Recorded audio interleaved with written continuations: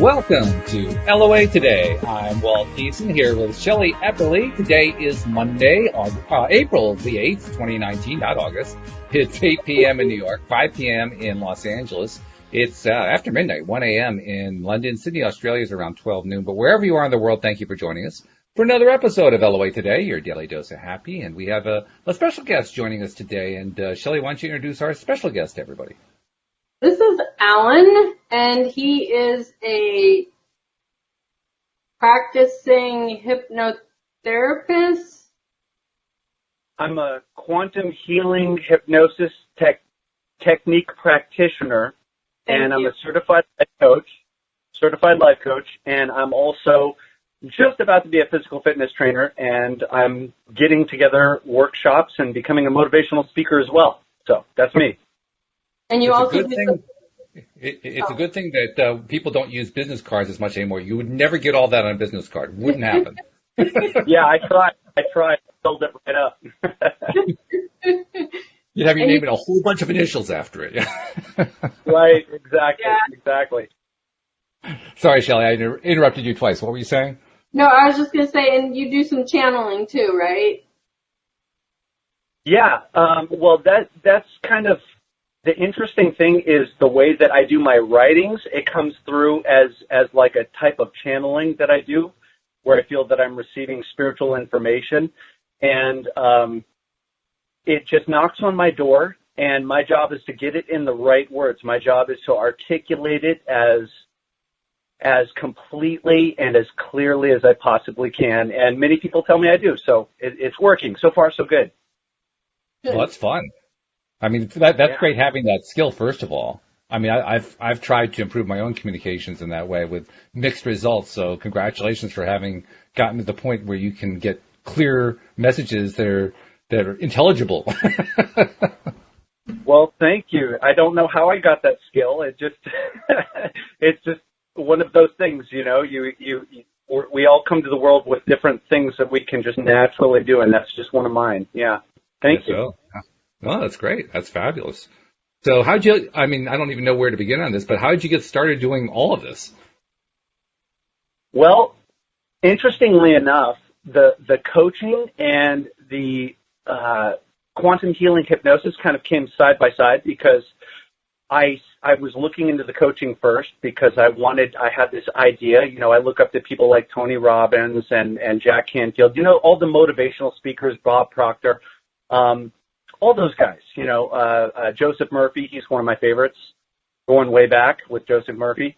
And I loved the motivational speakers, and I felt I always had this deep calling that I'm supposed to do something along those lines, or I'm supposed to get this information that clears people's minds, because, you know, that's everything. You have a clear mind. If your mind is right here, then everything works. If your mind is wrong here, then nothing works.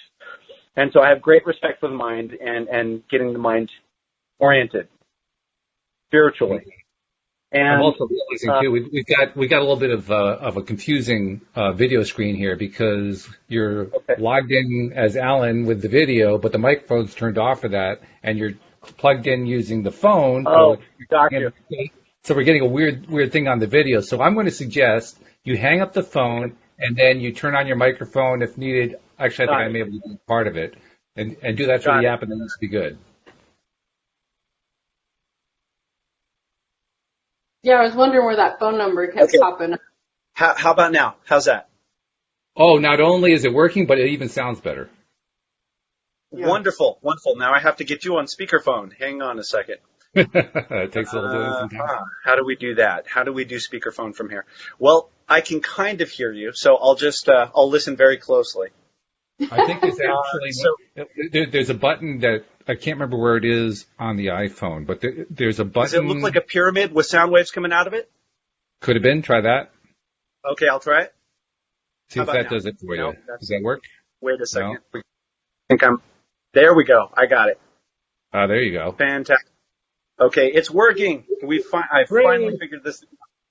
Welcome to the 21st century. Yeah, right. I'm always the last guy to find out about technology. I am the last guy. I don't even want to tell you when I bought my first cell phone. But anyway, like I was saying, I found out about the law of, I found out about coaching, that I was going to go down that path.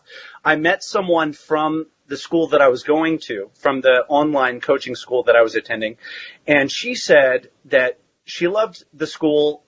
She loved everything about it, but what grabbed her interest and pulled her in a brand new direction was hearing of quantum healing hypnosis technique, and QHHT for short, and which was invented and pioneered and perfected by what's her name, Dolores Cannon, over the past 40 some odd years. I think it's been 40 years.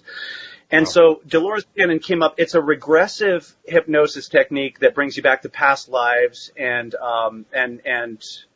other ways of being that could only be described as cosmic. Okay. And so it's some deep stuff. And so I was talking to this girl about the coaching, and she said, yeah, coaching's great and all that. She was almost fluffing it off. But she said the quantum healing hypnosis really grabbed her and pulled her. So I said, oh, my God, I have to check that out, because I thought to myself, I had this plan. I said, I would love to be certified in every area of the being, which is mind, and you go to coaching, body, you go to physical fitness trainer, and spirit, the quantum healing hypnosis. So I thought, I'm covering all the bases with that: mind, body, spirit. Very and good. So that was my plan. Really? And so I went about. Yeah. That's awesome. That's a terrific path there. That's really good. Now, your coaching, you're gonna have to tell us a little bit more about what approach and perspective you bring to coaching. I mean, there are people who are law of attraction coaches, and there are people who are general life coaches, and some focus on building careers, and some people focus on relationships, and some people focus on health. I kind of get the feeling yours is toward health because of the quantum healing thing, but what's your orientation? How does it all fit together for you? It's actually law of attraction, very much so law of attraction, because doing something right now. I'm in day 2 of a workshop that I have developed, and I'm in day 2 of it. I just did that today. We're going for 30 days with this, okay? And the 30 days is because it takes between 20 and 30 days to form a habit. It's been scientifically proven that it takes between 20 and 30 days to form a solid habit.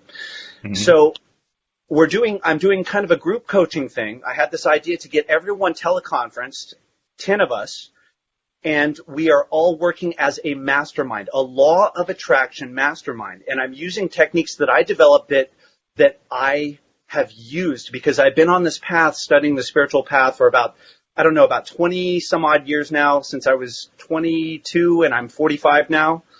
And so it's been something that has gradually opened up in me. And I didn't until very recently feel like turning this into something big that I'm trying to get out there into the world. So I'm definitely a law of attraction coach. However, I'm having way more fun doing this workshop thing. I think I am definitely built to get, a workshop going and get it and start to scale it upwards from there. Very good. That's great. I mean, when you find your calling like that, when you find something, I mean, that's what the podcasting is for me. But when you find something like that and it jazzes you that much, it almost doesn't even matter what you're doing with it. What matters is how much you love it, because that love carries through so much and affects so many people in ways that you can't even begin to measure. That's what I find anyway. Yes, yeah. When your enthusiasm is there, it is so true what they say. And I didn't understand that until very recently. I always heard the saying that says, follow your passion. If you're following your passion, it will do itself. It'll work itself through you. And I've always heard that. Everyone's heard that cliche a million times. I'm only discovering how absolutely real that is, because I'm finding that it works through me. Like, it's almost like I'm an instrument for whatever that is that wants to work through me. And it's working itself. It's putting itself together. I'm having an absolute blast doing it. So following passion, I think, is the greatest thing that we can do while we're here. Yeah, I agree with you. There's something that I was watching today on Facebook. It was by a law of attraction coach, And I won't name who she is or what her particular affirmation was that she was talking about or anything like that, because that's not part of my purpose. But Okay. I was watching it because there are a number of people who follow this person, and I've been seeing a pattern out of it. I'm curious to see what you say, and I'm curious to see what Shelly says about what it was that I was observing. With this is one of those, you know, there are lots of different methods that people do. 30-day methods like you're talking about, because like you say, that's 20 to 30 days is typically what it takes to establish a habit. And I've certainly experienced that. I know you have. I'm sure Shelly has. So it's definitely, even beyond scientifically true, it's experientially true. We know it's true just from doing it. Yeah. And she has one of these too, and that's fine. I was listening to her video where she was explaining this, and she said something that I realized I've heard people say often who are life coaches and who do workshops or videos or other kinds of presentations to help people learn how to do whatever technique they're doing, whatever process it is. Again, that's perfectly great. But one of the things that she said to me was, not to me, but to the audience, kind of caught my attention, and I said, you know, I think it kind of leads to problems. Because what she said was, and I'm going to paraphrase here a little bit, but this is the gist of what she was driving at. When you do something regularly, you turn it into a habit. And when you turn it into a habit, what you end up doing is reprogramming your mind so that it only focuses on what you want. And I thought about that and I said, no, it doesn't. What it does is it reprograms your mind to focus on the thing that you're trying to focus on while you're doing it, so you can keep building that vibration. It does not change all of your thinking in all areas. Not necessarily. It can. I'm not saying that it can't. I'm just saying it doesn't necessarily do it. And I point that out as a way of saying, I wonder how many people who are coaches, well-meaning coaches, trying very hard to help people, end up putting out false ideas into people's heads. Because I see it a lot on Facebook. I see it in the law of attraction groups. I see it with people who get these really misleading ideas about how LOA works and about how to apply it in their lives. And they get confused and dismayed when it doesn't work the way it was advertised, because they were led to believe it can do more than it can do. So I'm curious to see what's your take on that. Well, my take is that as a coach or any kind of person like that, like motivator or coach, no one should ever bring something that they have not discovered as working in themselves. Okay? Mm-hmm. I think the best way that you can help is to bring what you have used to help yourself, what you've discovered to be helpful, because if it has worked for you, then it is true that it does work. It does work if it works for you, it works for other people too. Not everybody. I know everyone's different. However, all you can bring is what you have gone through and what you have to offer that has worked for you. And so what I'm finding is that, first of all, I had spectacular, unexpected results from the first two workshops. Literally, I have a group full of 6 people, and 3 of those people on the first day, and we had not even gone through the exercises yet, 3 of those people were audibly sobbing, okay? At the very end, they were audibly sobbing, and which surprised me. I did not expect that. And, but it was a good sob though. They were releasing some stuff and coming to some realizations, which was beautiful.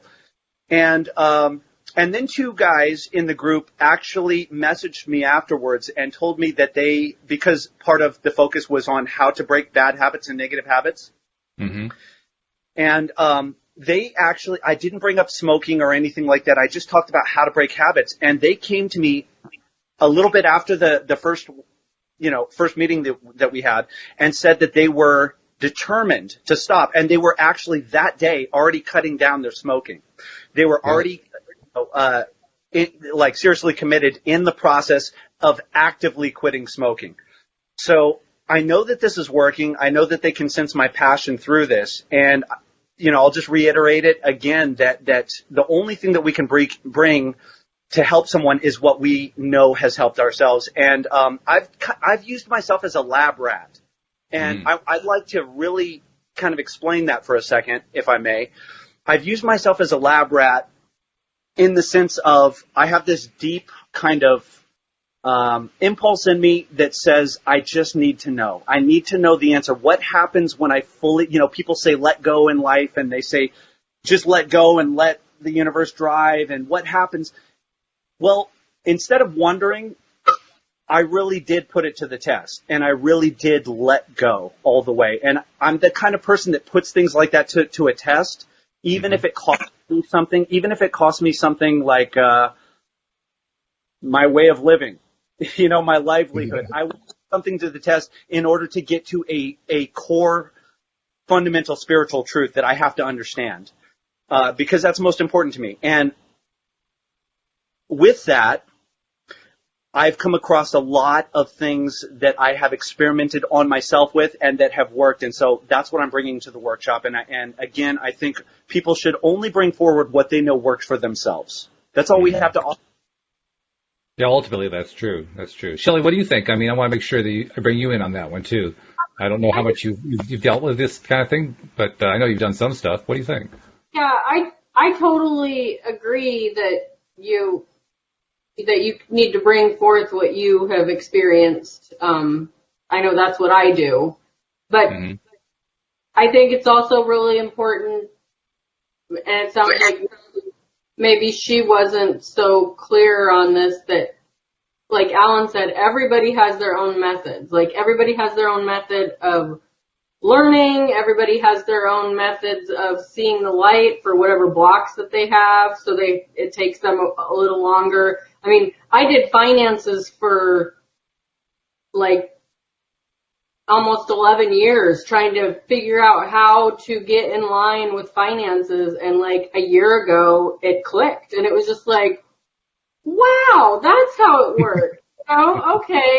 Okay, that's so cool. It started with car tires, and it turned into this huge inheritance, so it was like just amazing. And when you hit something like that, you just want to shout it from the rooftops, but not everyone is ready to hear your shout. And so I think that when you are coaching other people in that, you have to realize that everybody is on their own path. They're all on their own place in the path. And if you are a life coach and you're like getting upset or irritated or frustrated with people that aren't where you are, then you're not a very good life coach, because you have to, just like, we all look at people like Tony Robbins or, any of the big guys, and we're like, wow, I'd love to be there, but we're not all there. But Tony Robbins, he might cuss at you and yell at you a little, but he's not going to put you down for where you're at. He's going to motivate you to get farther, So I just think that if you're saying that you're getting through one technique and it's going to, I guess your question is basically, if you get through this technique, it will change everything and make everything, like, you'll see everything better. Is that basically what she was saying? Yeah. A lot of it had to do with her specific technique, so that's why I'm kind of hedging here, because I don't want to be specifically hitting on one person saying, oh, no, well, this person screwed up or something like that. Because I know she was doing it from her own experience, just like you were talking about, Allan. I mean, this was a technique that had worked for her. No, it's more along the lines of explaining that it's the repetition that will attract everything to you. That's really what it added up to. And it's not the repetition that does it. It's an I think that's what I'm talking about. It's an incomplete presentation. Right. And she was leaving out some key components that are key to understand if you're trying to understand why something isn't working for you. True. Go ahead, Allan. Talk about what you're going to think. What you're going to say there. Who were you asking? Sorry. I was asking you. Oh, me. Okay, well, for the law of attraction, what I find is that we attract what we feel. So it's a feeling thing that attracts. Okay, so when we feel something in the emotions, where do you feel the emotions? You feel them in the chest and in the solar plexus. You feel them in your midsection. And if you really notice very closely, if you're paying very close attention, you notice your emotions are literally like a vibration. When you have an emotion, you can feel that it's a vibration. It's an actual rate of vibration. So that goes forward to do the creating, because of course, if you've ever seen the sand vibration plate experiment, where they put sand on top of a plate and then they vibrate the plate at different frequencies, and the sand forms repeatable, definite patterns every single time. So if you were to vibrate the plate at B sharp, it will absolutely make this symmetrical pattern on the plate. It looks like people, literally like artists, were doing these, symmetry art presentations. And every time you change it, the sand will rearrange. Well, the outer world is the sand. You think of the outer world as the atoms and molecules, and they're like the grains of sand. What you vibrate at will rearrange the atoms and the molecules outside of you, as known as your physical world. And it all depends on what you are emitting, what you are vibrating. If you're the kind of person who thinks you're always in the wrong place at the wrong time, then all of the particles, the outside world mirror, will show you, yes, okay, yes, master, you're always at the wrong place at the wrong time. Yes, master, your wish is my command. So, it really is about that. It's about feeling and making the visualizations as real to all 5 of your senses as you possibly can. It's and maintaining that vibration without contradiction. That is so important, maintaining the vibration without contradiction. And the repetition part of it that the coach you mentioned brought up, the repetition part of it is good for getting yourself into a new mode or a new habit. But you're right when you say it's not the whole. Of course, it's not the whole thing. You have to have the feeling is really the whole thing. Is how often you keep yourself in that vibration. Yeah, I agree with you.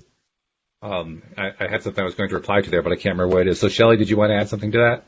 I was just going to say kind of the same thing, that the reputation, Repetition.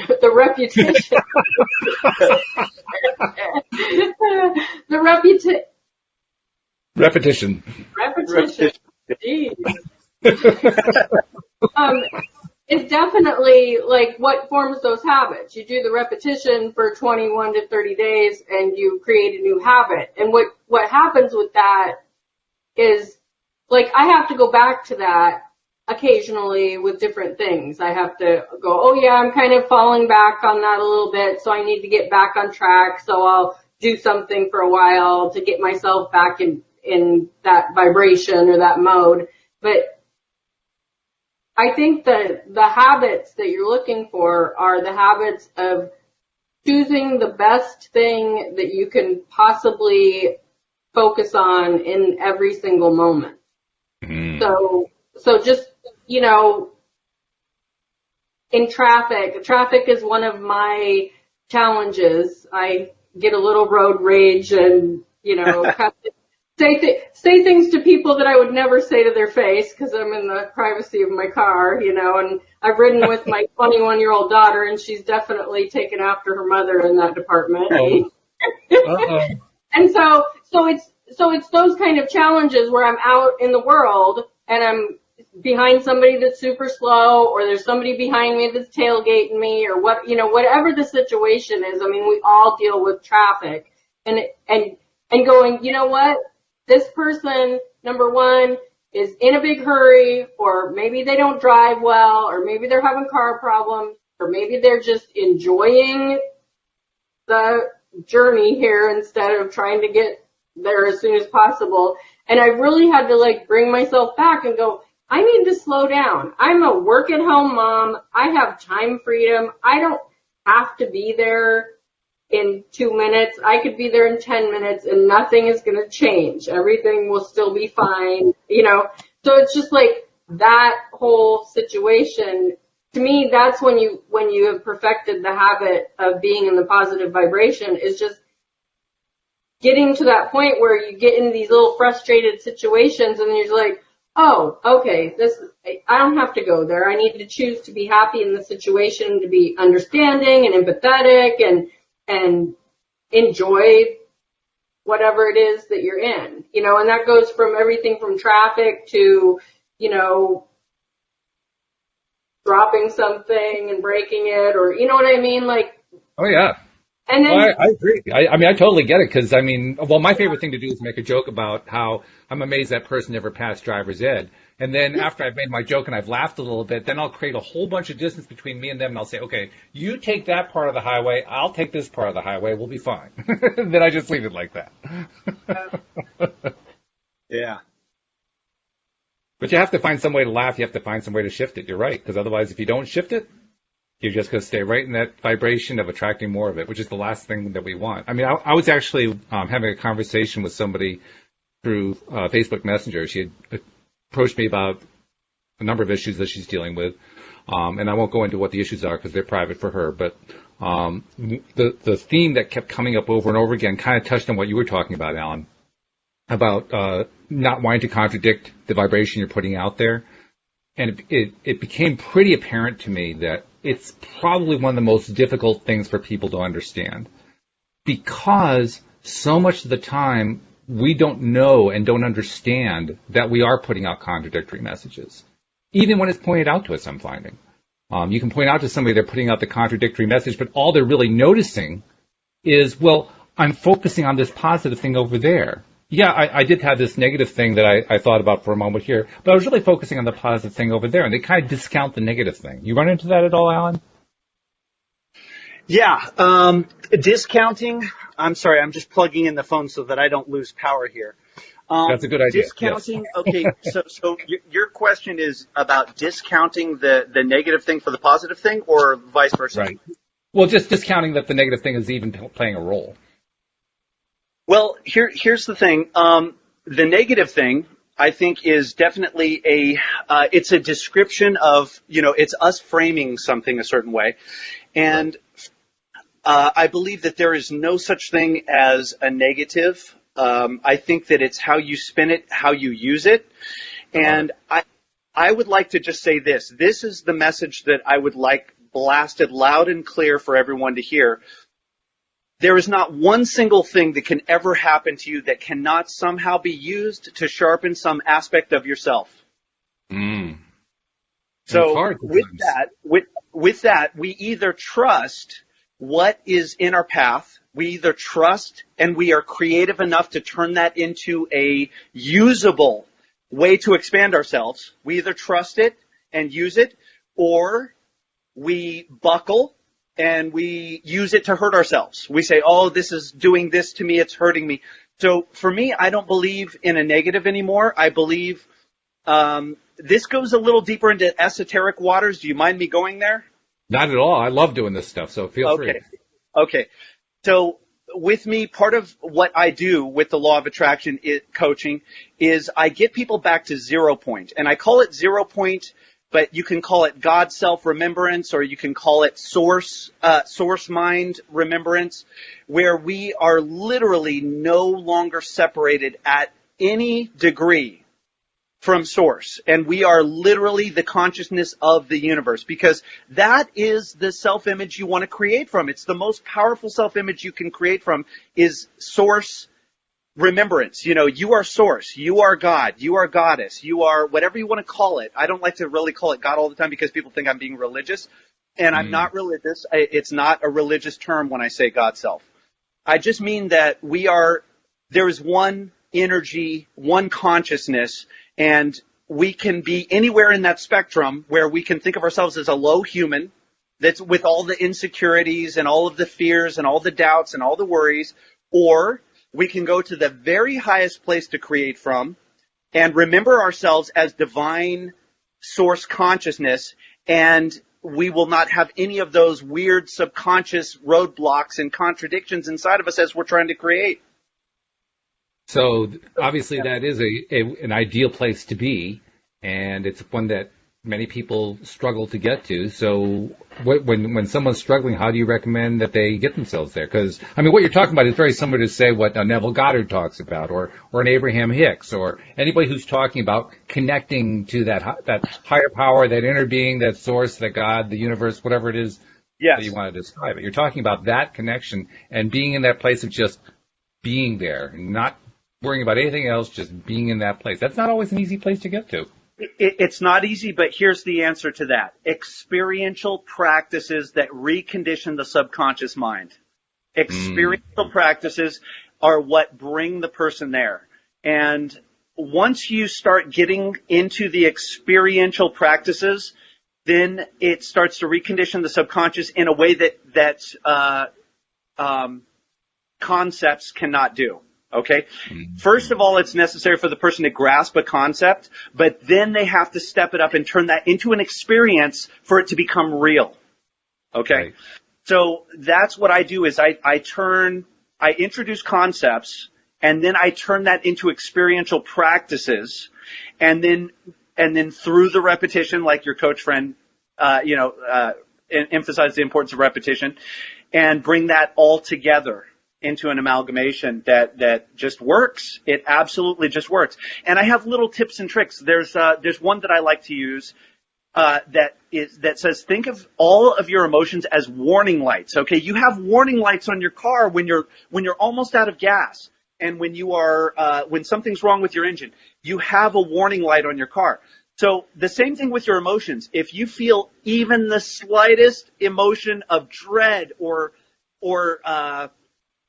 fear or worry or doubt or am I good enough? Do I have what it takes to do this? Whatever, right?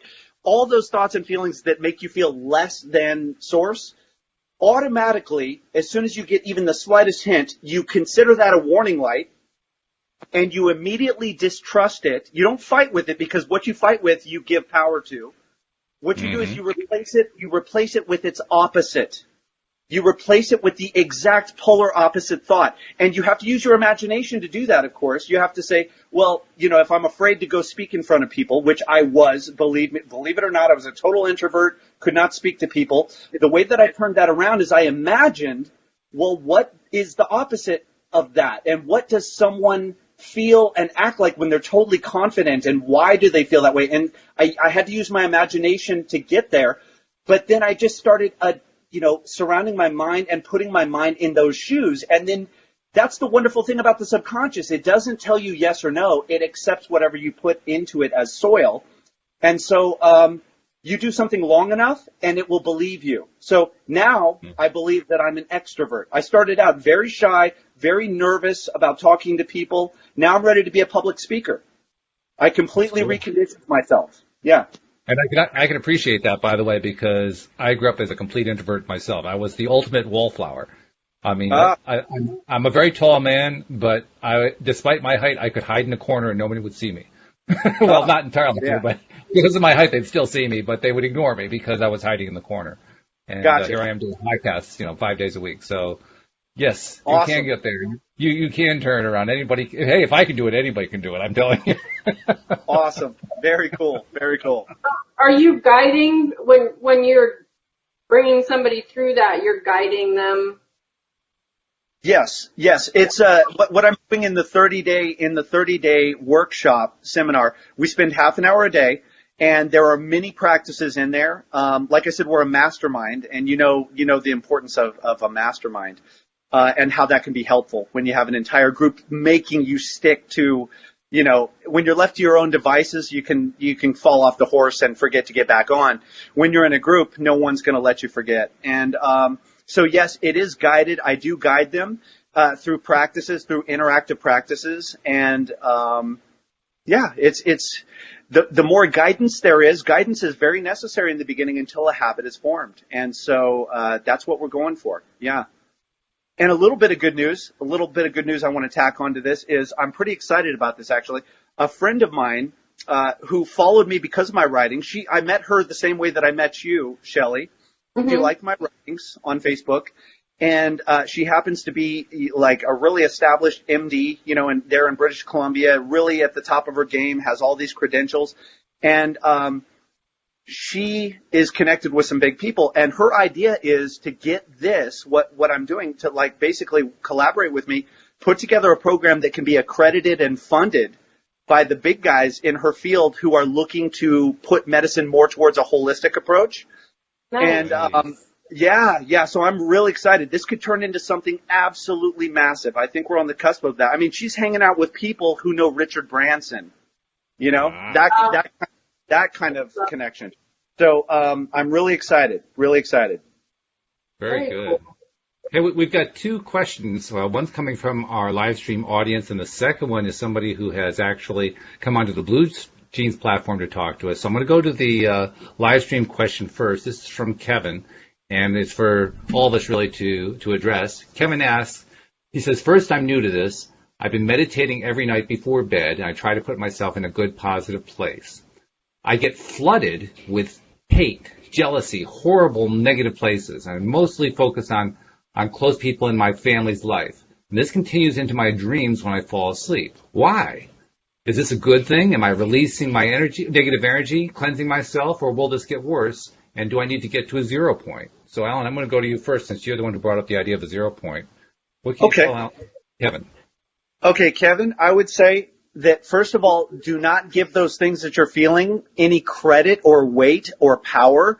What you want to think of them as is old habit. They're old habit. They're an old self, because anything that you don't want anymore can be changed from this point on. You can't change what you've done or what you've been, but you can change what you're about to be. And so what you want to do is, you don't want to fight with those. You definitely do not want to be intimidated or frightened or overwhelmed, because when you're intimidated, frightened, or overwhelmed and you react or flinch, as I would put it, that itself is adding to their strength. That itself is a new message to your subconscious that says, I believe this is true. Boy, are they big and scary. Boy, they're wrecking my life. You are literally using the language of the subconscious, which is feelings, okay? That is the language of the subconscious. You're using feelings to reinforce those things. So what you want to do is you want to give them the middle finger, okay? Give those things the middle finger, smirk at them, laugh at them, and kind of go, is that all you got? And then replace them with their polar opposites. You know, look down on them like they're this little pipsqueak, and just go, you don't scare me, and replace them with their polar opposites. Just imagine the things that you love. Imagine the things that make you feel secure. Imagine the things that, you know, and it requires that you jump into your imagination to form new habits and continuously do it, but you will get there if you just replace them with their polar opposites consciously, awarely, while being, you know, while not flinching and not being rocked when they show up. Shelly, Allan hasn't given you a whole lot of room to work with, because I think he's covered almost all of it. But do you have anything you can add to it? I just think that in that situation, you have to find the fun in it. Because for me, I just think that emotion of fun and joy and happiness, when you're in that place of like fear and lack and like, oh my God, these feelings, these thoughts are coming up that I don't want, and I don't know what to do with them. I'm trying to be positive, but they keep coming up, and you know, should I surrender to them or what? But what you said is like such a great thing to do, but to think of it more as a game. Like, okay, I got fear. What's the opposite of fear? Love and trust. You know, okay, I've got jealousy. What's the opposite of jealousy? It's like being happy for someone else because they're doing so amazingly. You know, so if you just turn it, like, totally do exactly that. But if you look at it as a game, so every time those negative emotions come up, you're like, oh, I got it. I got this. So instead of being in basically the fear of the negative emotions, which is just like a horrible place to be, you know, you're every time it comes up, it becomes kind of a little adventure and a challenge, and instead of like, oh my God, what am I going to do? How am I going to think of something positive, you know, and getting all freaked out about it. I think that's good. I'm going to pile on to what you guys said, and I'm going to add one other thought, and that is, you identified, Kevin, all the things that you don't want, which is good. That's how we put out what Abraham calls the rockets of desire. That's, no, I don't want that anymore. I want something else instead. And like Allan was pointing out, you have to go for what the opposite is. The opposite is what you really, really want. Sometimes that opposite, it can be a little bit far to reach. So I just want to throw out one other idea for you to do while you're doing your nightly practice, which is when you're doing your meditating, it can be before, during, or after. It really doesn't matter. I tend to like to do it during the meditating, but it can also work before or after. It doesn't make any difference. Before maybe probably is a little bit better than after. And that is to do what I call, my wife and I came up with this, we call it the 3 good things. You simply go back through your day and you try to find 3 good things that happened that day. They can be things where you attracted something and it was some, wonderful law of attraction manifestation, Or it can be just 3 things that just were nice things. They were just, you took a dog for a walk and you had a great time taking the dog for the walk. It can be that simple. But the point is you go back to those things and then you relive them in your mind. You put yourself back into that place so you can feel good about something. And if you can do that with 3 things, that's going to take you a few minutes to do that. So by doing that for a few minutes, you'll get yourself into a better feeling place, which is where it's going to be so much easier to find that better feeling thought than where you were in before. When you're in that negative spot, it's like, oh, God, I can't find the negative thoughts. But when you just go through an easy exercise like that, that's just mundane stuff that happened throughout your day, and then you go after, okay, so what is it that I really want? It gets so much easier to get there. So try taking like that intermediate step, and that'll help you get to that place you want to be at faster. Plus, when you go through that process combined with your meditation, you're going to find that you just end up having fewer of those negative thoughts at night, just because you took some time right before sleeping to program on stuff that was good that already happened. That was just a good part of your day. It was easy. It wasn't like you didn't have to put any effort into it. It just kind of happened. So, I mean, I'm not saying any of what I'm saying instead of what either Shelly or Allan said, because what they said was perfect. I'm just kind of saying in addition to that, that's all. And meanwhile, I have to go fix my video because my video froze. So, Shelly, why don't you ask the next question here, and then after you do that, we'll get Jacob on. Jacob is joining us on the platform. We'll bring him in a minute. But come up with a question for Allan to address while I fix my video. Jeez, put me on the spot. I don't know. I don't really have any questions right at the moment. I thought we answered. Allan, you're amazing. You've answered all the questions before we could ask them. That's pretty good. No, you just put me on. You got your video fixed. Yeah. Well, I got the video fixed. All right, let's go to Jacob there, because I know Jacob has a question. So I'm going to unmute Jacob. Jacob, hello. Hello. How are you? Hello there. Good. Thank you for joining us. Do you have a Hello? question for Allan? Yeah. Can you hear us? Yeah. Okay. Yeah. So please, I have a question for Allan. Allan, please. If I have a feeling with someone, can I show this feeling for her? And if I cannot show my feeling, does she feel my feelings? Okay, so your question is, can you show your feelings? You want someone to know how you feel about them? Am I understanding that? Exactly. Okay. Well, sometimes when we feel very strongly about someone, they know, even if we didn't say, even if we don't say it, because there are so many variables and so many factors involved in human connection. Have you ever seen those instances where someone walks into a room, maybe even you walk into a room, and then you don't make a sound or anything, but people turn around and look at you? That is, I mean, we are all reading each other's energy on a deep level. So on that level, I think that it will be clear. And sometimes we give away signs, but it really depends. If your question is about outwardly telling her directly how you feel about her, that really depends. I mean, is this a colleague? Is it someone that is it a neighbor? Is it appropriate do you feel that it's appropriate given your relationship? Because I know nothing about what kind of relationship it is. Can you elaborate? According to law of attraction,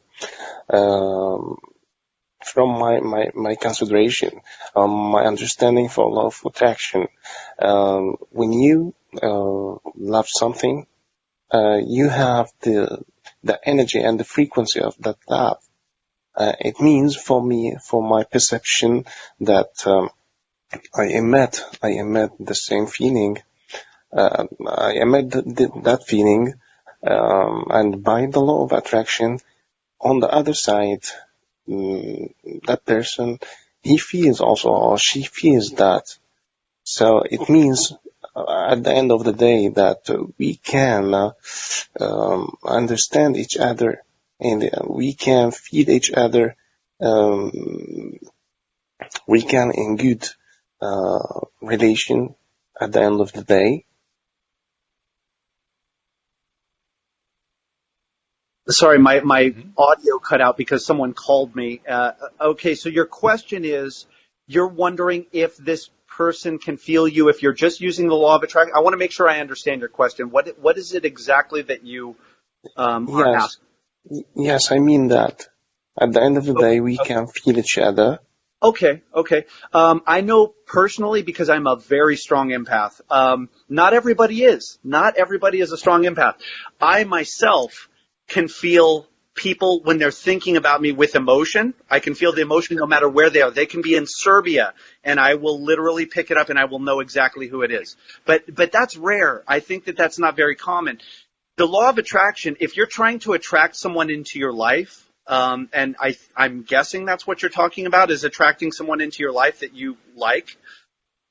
Here's the thing. Yeah. Everyone has their own will, and everyone is their own being. So some people say, well, what happens when I want to use the law of attraction to attract that specific person? Well, instead of trying to attract that specific person, if it's not working, especially if it looks like it's not working for you and they're not picking up on your signs and it doesn't look like they feel the same way back, what you should be doing is saying, I choose to attract my soulmate, the one who is meant for me, the one who, the only one out there for me. That kind of thing with the law of attraction. Because if you try to use the law of attraction on someone who you think belongs to you, but really they don't, they have their own path and they belong with someone else, the law of attraction won't work. They have their own will. They are their own path, their own person. So if you want to use the law of attraction to attract your soulmate, then you don't put a name on that. You don't put a face or a name on that. And as far as talking to this person that you're attracted to, tell them directly if it's appropriate. Probably wouldn't be good if you're their boss and they're working under you. Probably wouldn't be a great time to do that. Okay. So if you can tell me how to attract them. Okay. Yes. Okay, I can do that. Yes. If you're not talking about a specific person, if you're just saying I want to find my soulmate. No, I'm talking about a specific person, actually. Okay. Well, if they are, that's where the law of attraction will have its limits because they have their own free will. Now, if that person is attracted to you, it will work. It will work because they're attracted to you, you're attracted to them, and there's no reason for it not to work. If they do not belong to you, and believe me, I've had that myself. I've had plenty of instances where I was very attracted to someone, they were not attracted to me, and that doesn't work. It doesn't matter how you use the law of attraction with that. There's no way to bend someone else's fate to your will. Does that make sense?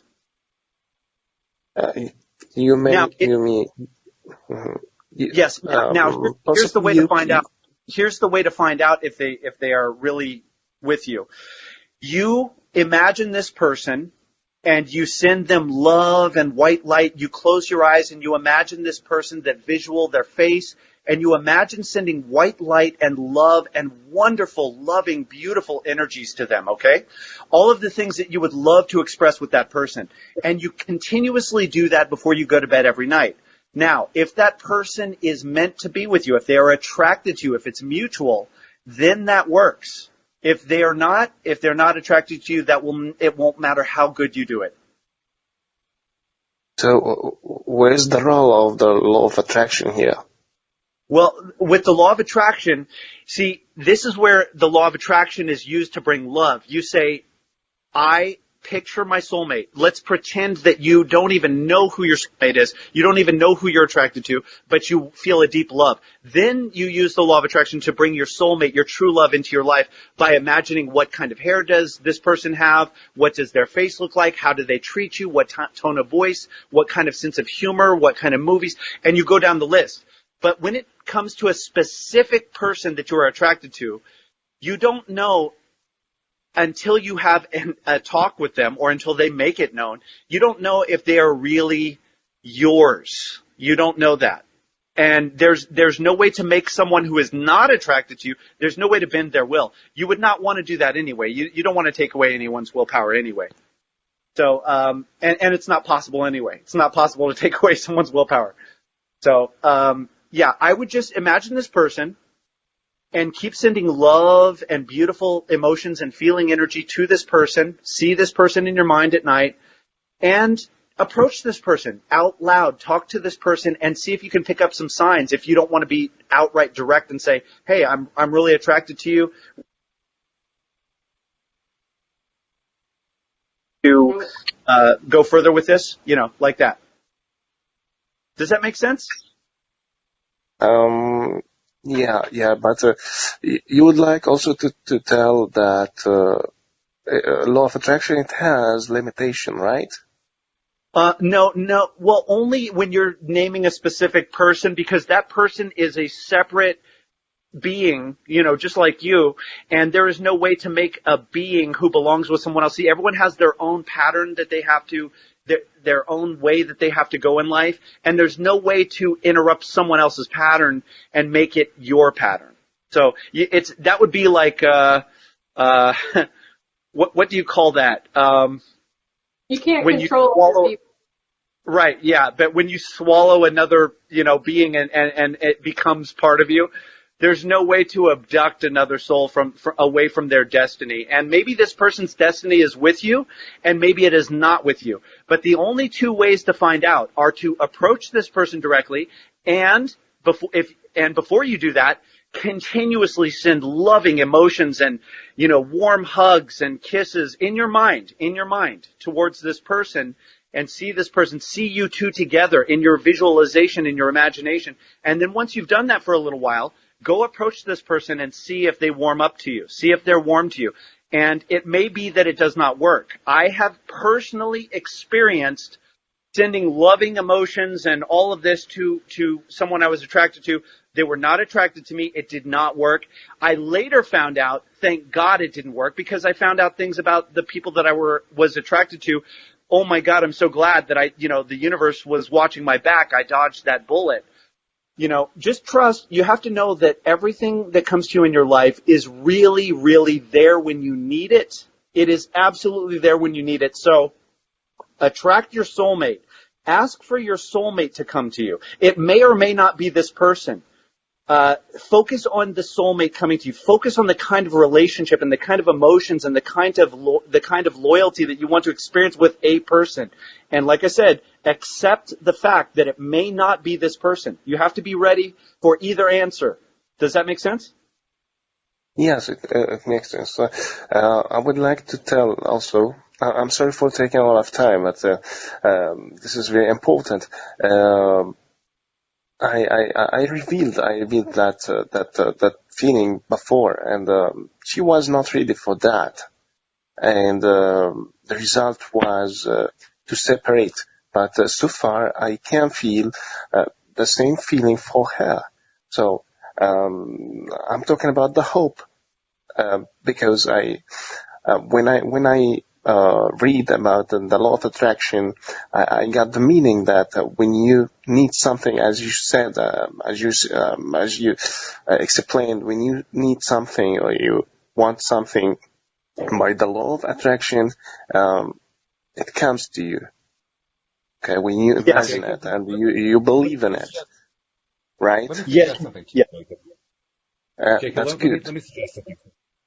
I want to kind of reverse the scenario a little bit here, okay? Let's imagine that there was a woman out there who wanted to attract you, okay? And she was going to use the law of attraction to do this, okay? So she does all the things that Allan was just talking about, and she puts all this out there, but it turns out that when you meet her, you're not attracted to her at all. You're not physically attracted. She doesn't seem like the kind of person you really want to be with, but she's been working to attract you, okay? Now, I'm going to pretend that the rules about the law of attraction don't really work the way Allan is talking about just for a second. Let's assume, for the sake of discussion, that she could draw you into your life and make you be a part of a relationship with her, even though you don't feel that kind of great feeling toward her. Would you want to be in that relationship? Sorry. The question again, please. Okay. If she was able to draw you in kind of against your will, so that she managed through the law of attraction to draw you in and make you part of your relationship with her, even though you really just didn't feel it with her, would you be happy to be in that relationship? Another relationship? No. We're talking about a relationship with one person who is using the law of attraction to draw you into her life. And you're not really terribly attracted to her, but she draws you in anyway, and she manages to kind of corral you using law of attraction. Would you want to be in that relationship with her? Yeah, why not?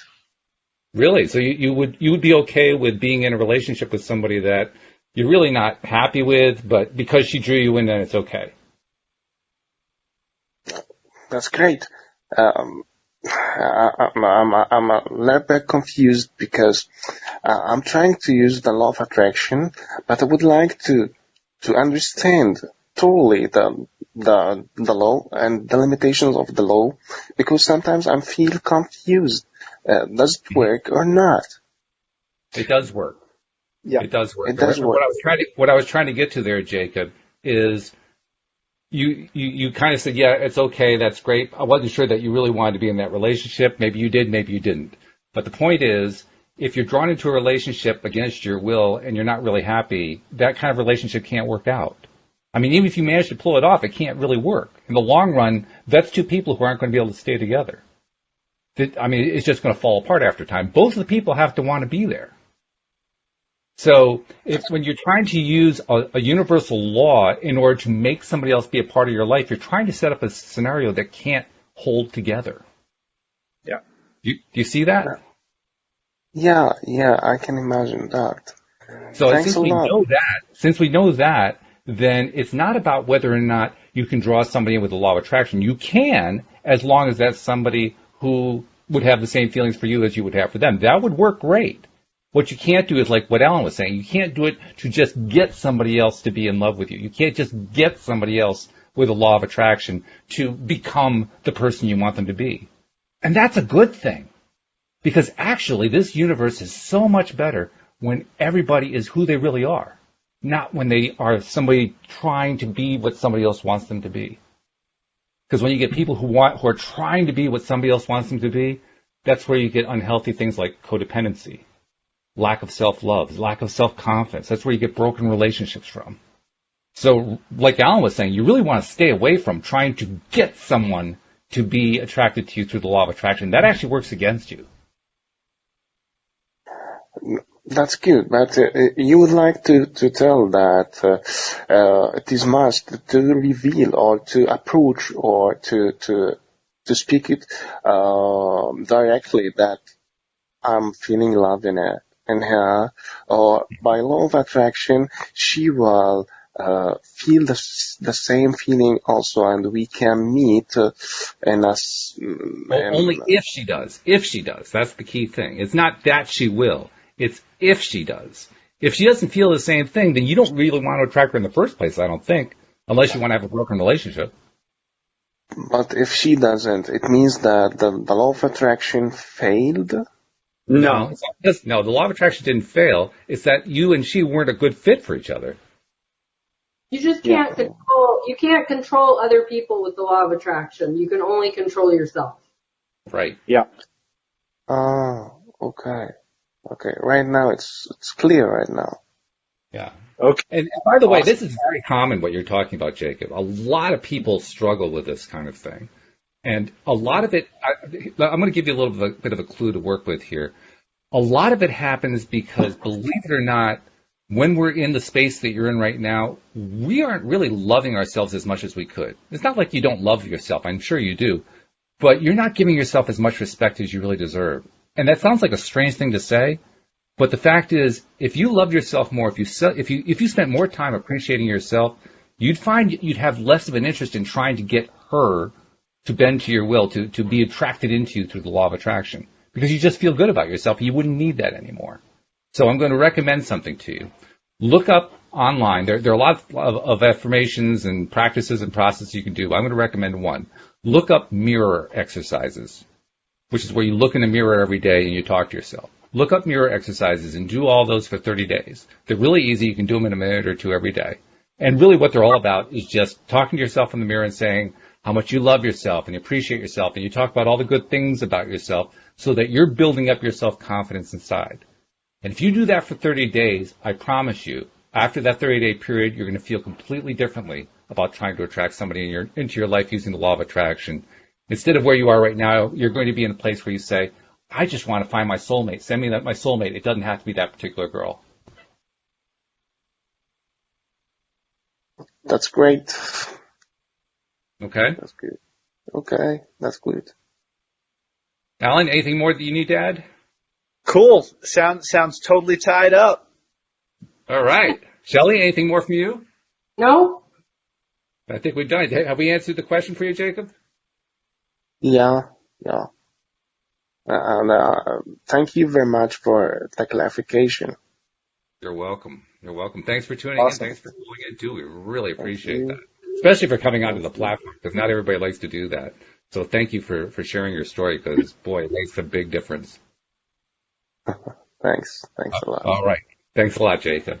And I think we've kind of gone over time, but that's all right. This was worthwhile. Allan, before we go, I want to give you a chance to let listeners know how they can reach out to you, first of all, about the workshops you're doing, and second of all, if they just want to reach out to you as a coach. We never did get into the quantum healing thing, so maybe we'll do that another time, but how do they reach out to you?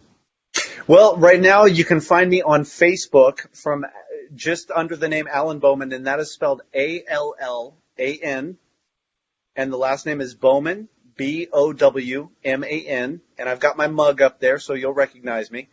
And right now, because I am developing, I'm actually getting my blog site going, and the workshop thing is in the beta testing stage, so everything is very, very new. But yeah, the best way to get me is through Facebook. You can also go to email me at my email. That would be a good way. Allan. I love it. Allan at, and that's spelled Allan, Allan at totalfreedomliving.com. Excellent. Yes. All right. So they can find out not only how to contact you, they can find out about the workshop there as well? Right. Yes. Even though that's brand new, it is off to a banging start, and I am absolutely 100% certain of where it's going and what I want to turn it into. So this is just the very beginning of the whole workshop bit. But yes, get me at Allan at totalfreedomliving.com, and we can talk about individual coaching sessions or group coaching sessions or quantum healing hypnosis, or get me as a physical fitness trainer, or all three. Boy, if we get you for all three, you're going to give people a workout. I could just tell. I mean, you're going to be listening to the bone. Awesome. Thank you. I love it. Shelly, anything you want to share before we sign off for the night? No, I'm good. You're all good? Okay. Well, thank you, Allan, for joining us. It's kind of a last-minute thing, but it worked out really nicely. It was great hearing your perspective. I love a lot of the things you were talking about there, too. So really, thank you for sharing who you are and what you do here on the program. And thank you so much. I wanted to thank both of you for the invite. Awesome hosts, gracious, just totally gracious, and just awesome hosts. I've never done anything like this before. So I was really impressed by the way. Very, very cool, very professional. And you guys are just two of the nicest people. So thank you so much for having me on. And anytime, I would love to revisit. Anytime. Great. Yeah, we'll have to have you back. Awesome. Thank you. Good. And thank you to our live stream audience. Thank you to our podcast listeners, of course, because they're like 98% of our audience anyway. Thank you to Jacob for also connecting into the platform. And so thank you all of you. And Shelly as well. Shelly, I'll be talking to you again next Monday. We'll see you all again next time here on LOA Today. Goodbye, everybody.